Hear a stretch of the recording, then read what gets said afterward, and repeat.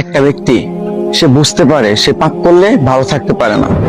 সে চায় সে আর পাপ করবে না, সে চায় আল্লাহর পথে যেতে, সে চায় 5 ওয়াক্ত নামাজ পড়তে, সে চায় ভালো মানুষের মতো থাকতে, সে একটু শান্তি চায়, সে তার অগোছালো জীবন থেকে বের হতে চায়, সে যে পাপ করে এই সবকিছু বাদ দিতে চায়। কিন্তু এরপরও মানুষের ধোঁকা, নিজের পরিবেশ, শয়তানের ধোঁকা, নিজের নফসের ধোঁকা, এই সবকিছু মিলে পাপ করে ফেলে। জানেন, এরকম অনেক ব্যক্তি আছে যারা এই অবস্থার মধ্যে আছে যে সে পাপ করতে চায় না,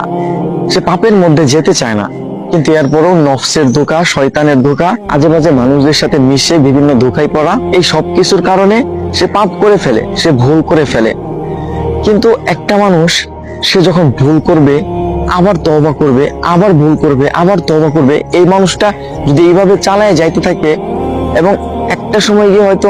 আল্লাহ তাআলা চাইলে সে একদম পাপ থেকে মুক্ত হয়ে যাবে, সে একদম ভালো হয়ে যাবে, একটা সময় সে একদম পাপ ছেড়ে দিবে। একটা মানুষ সে পাপ করতেছে,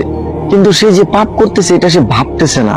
এটা ভুলটাকে সে ভুল মনে করতেছে না, পাপটাকে সে পাপ মনে করতেছে না, সে একটা খারাপ কাজ করতেছে, সে পাপ করতেছে, তার কাছে মনে হচ্ছে না যে এটা ভুল, এটা খারাপ, এটা পাপ, আল্লাহ তাআলা এটা অপছন্দ করেন, আল্লাহ তাআলা এটা থেকে দূরে থাকতে বলছে। এই মানুষটা যদি পাপ করার সাথে সাথে এইরকম চিন্তা করে আর মাফ না চায়, তাহলে এই মানুষটাই মূলত পাপের কারণে ধ্বংস হয়। এই ধরনের মানুষ, হ্যাঁ, এই ধরনের মানুষ মূলত পাপের কারণে ধ্বংস হয়। কিন্তু যেই মানুষগুলা পাপ করে